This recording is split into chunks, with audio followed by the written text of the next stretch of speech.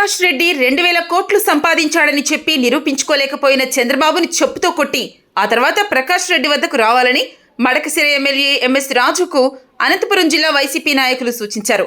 నిన్నటి రోజు ఎంఎస్ రాజు చేసిన వ్యాఖ్యల మీద జిల్లా పార్టీ కార్యాలయంలో ZPTC Juturu Chandrakumar, YCP social media wing secretary శ్రీకాంత్తో పాటు పలువురు నాయకులు మీడియాతో మాట్లాడారు. ఎంఎస్ రాజుకు కమ్మవాళ్ల మీద ఉన్న ప్రేమ ఎస్సీలపై లేనేలేదన్నారు. నీ బ్రతుకంతా ఒకరికి పక్కలు వేసి బ్రోకర్ పని చేయటం తప్ప ఏ రోజైనా దళితుల గురించి ఆలోచించావా అని నిలదీశారు. చంద్రబాబు, లోకేష్లకు ఊడిగం చేసి ఎమ్మెల్యే టికెట్ తెచ్చుకున్నావు, అసలు ఆ గెలుపు కూడా నిజమైంది కాదన్నారు. రీకౌంటింగ్ చేస్తే నీ బతుకేంటో తెలుస్తుందన్నారు. ప్రకాష్ రెడ్డి మీద నిన్న గొంతు చించుకొని కళ్ళు తాగిన కోతిలాగా ఎగిరావు కదా, నువ్వు కొన్న ఆస్తులను రేపే బయట పెడతాం, దమ్ముంటే రా అంటూ సవాల్ విసిరారు.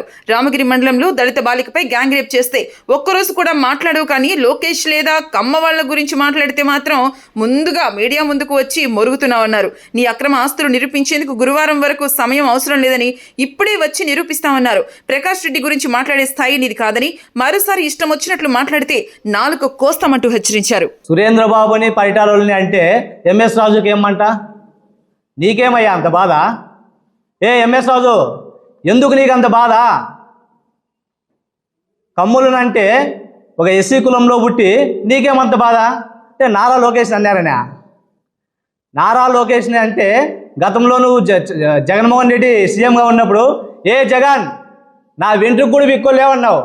మరి అప్పుడు ఎవరన్నా నిన్ను ఎవరన్నా తన్నినారా? నిన్నెవరన్నా చెప్పులతో కొట్టినారా? కొట్టలే కదా.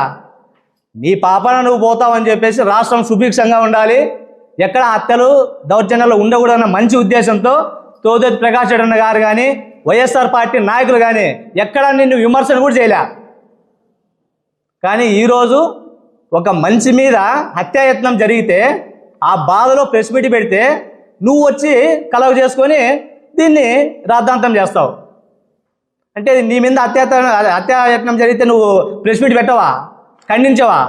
ఉదాహరణకి బజార్లో ఒక పిల్లవాడు బైక్ వేసుకొని ఫాస్ట్గా పోతే సన్నగు అంటాం. అమిలేని సురేంద్రబాబు గారు చెప్తున్నా,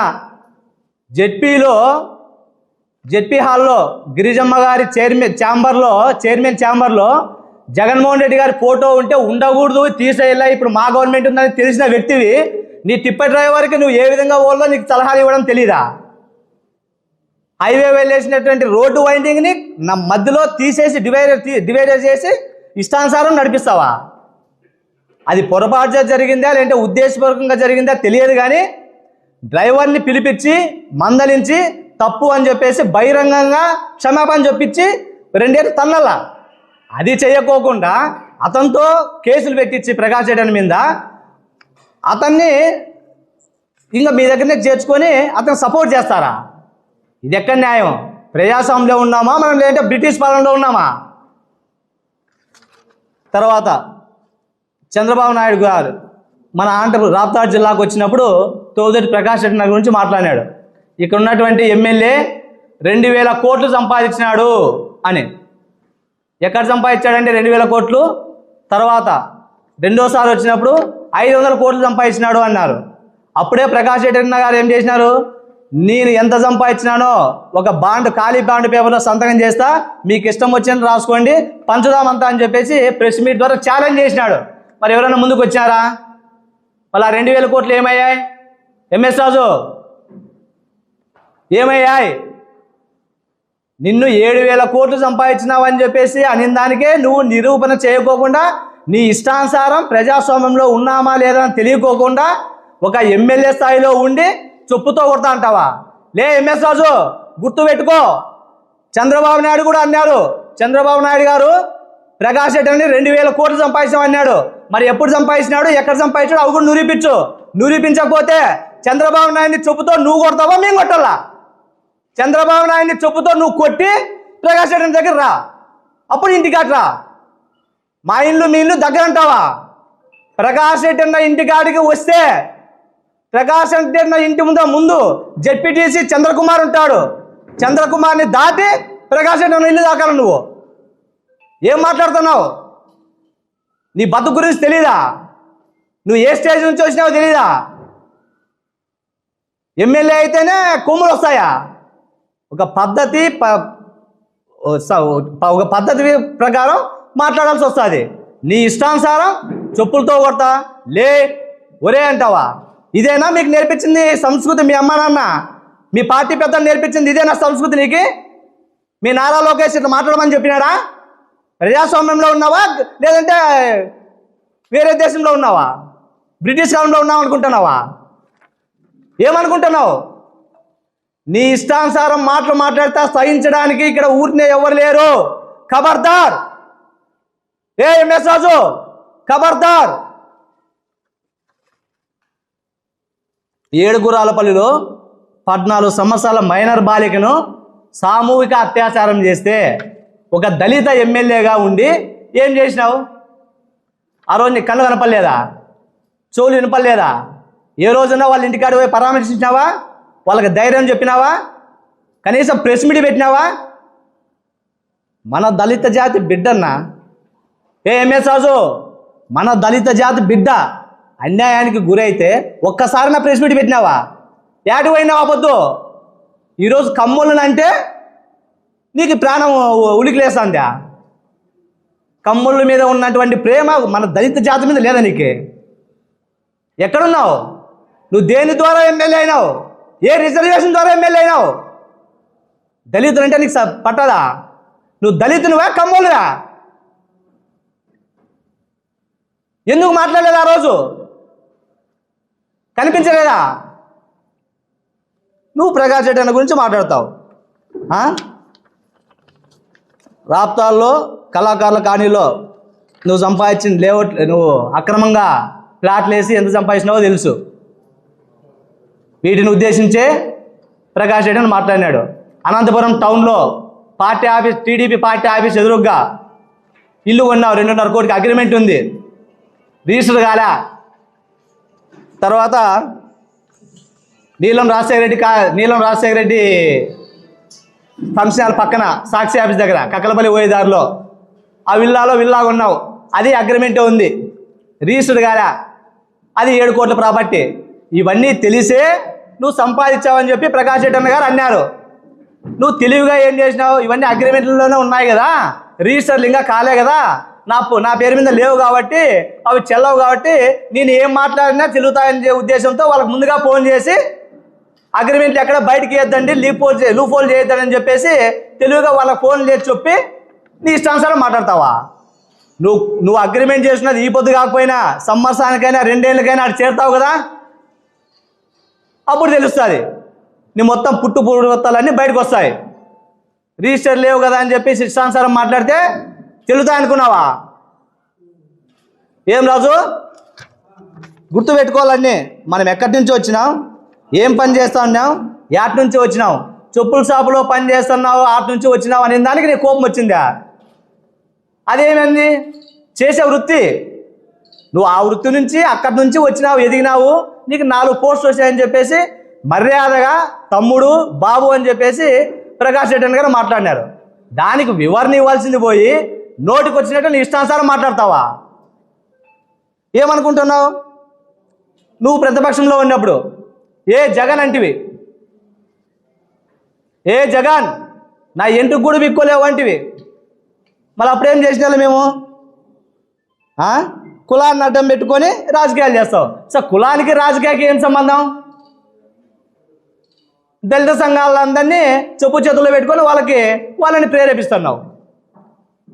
వాళ్ళు కూడా ఈరోజు రేపు ప్రెస్ మీట్ పెడతారు నీ మాటని. కులానికి ఎందుకు కూర్చున్నావు ఈ రంగుని? నీకు కులం మీద ఇంత ప్రేమ ఉన్నప్పుడు మరి ఆ రోజు ఏడుగురాలపల్లిలో అమ్మాయి మీద ఎందుకు నువ్వు యాక్షన్ తీసుకోలేదు? యాడికి పోయినావా పొద్దు? సార్ నువ్వు నిజంగా ఎమ్మెల్యేగా గెలిచినావా? ఎంఎస్ రాజు, నువ్వు నిజంగా ఎమ్మెల్యేగా గెలిచినావా? ఆ రోజు ఉన్నట్టుండి కౌంటింగ్లో మరొకసారి స్టాప్ చేసిరి. ఎందుకంటే అదే ఈవీఎం ప్రాబ్లము అని. పాపం ఆయన వీర్లకప్పన్న నోరు లేని మనిషి కాబట్టి ఏం మాట్లాడలే, కూర్చుని అయిపోయా. నా ఇట్లా ఉంటే చూపించింది ఏమనేది. ఎన్ని ఓట్లతో గెలిచినావు? 345 అని నువ్వు చూపించుకున్నావు. ఎంఎస్ రాజు, నీకు ఛాలెంజ్ చేస్తున్నా, ఇప్పుడు కూడా నువ్వు రీకౌంటింగ్ పెట్టించు. నువ్వు ఎమ్మెల్యే గెలిచావు కదా, రీకౌంటింగ్ పెట్టేసి నీకు చేతనైతే రీకౌంటింగ్ పెట్టి లేకపోతే రాజీనామా చేయి. జగన్మోహన్ రెడ్డి అండ ఉంటే, జగన్మోహన్ రెడ్డి నా పైన కరుణ చూపిస్తే నేనే నీ మీద పోటీ చేస్తా. చూసుకుందాం, నీ చేతనవుతుందో నాకు చేతనవుతుందో. చేయి, రాజీనామా చేయి. నువ్వు నిజంగా గెలిచింటే రాజీనామా చేయి. ఏదో అంటావు కదా, వెంకటేశ్వర స్వామి దగ్గర పోయి ప్రమాణం చేద్దామని రా, ప్రమాణం చేద్దాం రా. నువ్వు నిజంగా గెలిచినావా, జనాలు నీకు ఓట్లు వేసినారా, రీకౌంటింగ్ పెట్టించు, రాజీనామా చేయి. నీకు చేతనైతే రాజీనామా చేయి, నేనే నీ మీద పోటీ చేస్తా. మా జగన్మోహన్ రెడ్డి గారు ఆదేశిస్తే నేనే నీ మీద పోటీ చేస్తా. చూసుకుందాం. సిగ్గు లేదా? మన కులంలో పుట్టి మన కులం వాళ్ళకి అన్యాయం జరుగుతుంటే ఏ పొద్దున ప్రశ్నించినావా? ఏ రోజన్నా నిన్న పెట్టినా ప్రెస్ మీట్ పెట్టినావా? పెట్టవు. వేరే వాళ్ళకి అన్యాయం జరిగింది లేదంటే వేరే వాళ్ళని ఎవరన్నా మాట్లాడితే ప్రెస్ మీట్లు పెడతావు. కులాన్ని మర్చిపోయినావు, పుట్టిన కులాన్ని మర్చిపోయినావు. నోటుకు వచ్చినట్టు ఇష్టానుసారం మాట్లాడతావు. మాకు లేదా నోరు? నీకు ఓన్కైనా చెప్పులు ఉండేది, ఆ పక్కన చెప్పులు ఉండవా? వాళ్ళకి చేతులు ఉండవా? ఎంఎస్ రాజు గుర్తుపెట్టుకో, నీకు 2 చెప్పులు ఉంటాయి, ఆ పక్కలకు 2 చెప్పులు ఉంటాయి. నీకు 2 చేతులు ఉంటాయి, ఆ పక్కలకు 2 చేతులు ఉంటాయి. చెప్పులతో కొడతా అంటావా? నీకు అలవాటైంది చెప్పులతో కొట్టించుకొని తిట్టించుకొని అలవాటై అందరినీ మాట్లాడుతున్నావు. ఒళ్ళు దగ్గర పెట్టుకొని మాట్లాడు. ఎంఎస్ రాజు ఎమ్మెల్యే అయిండొచ్చు, ఎల్లకాలం పార్టీ శాశ్వతంగా ఉండదు, ఎల్లకాలం ఎమ్మెల్యేగా ఉండవు. ఎవరి అండ చూసుకొని నువ్వు రెచ్చిపోతున్నావో వాళ్ళకు కూడా వార్నింగ్ ఇస్తున్నా. ఖబర్దార్, నీ ఇష్టానుసారం మాట్లాడితే నాలిక కోసేస్తాం. ఇంకొకసారి వైఎస్ఆర్ పార్టీ నాయకుల గురించి కానీ, వైఎస్ఆర్ పార్టీ గురించి కానీ, తోపుదెత్తి ప్రకాష్ రెడ్డి అన్న గురించి కానీ, వాళ్ళ కుటుంబం గురించి కానీ మాట్లాడితే రాజు నాలిక కోస్తాం.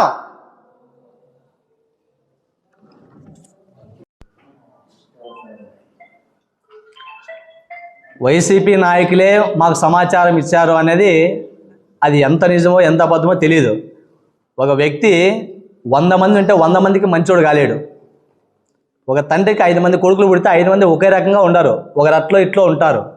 ఈడ కడుపు కాలినాడు లేదంటే వానికి ఏదో ఆశలు ఉంటాయి, నేను అంత స్థాయికి పోలా, అది చేసుకోవాలా, నాకు ఆపదలు కల్లా, నేను ఇంత సంపాదించుకోవాలా అని. ప్రకాష్ రెడ్డి దగ్గర అట్లాంటి ఆటలు సాగవు.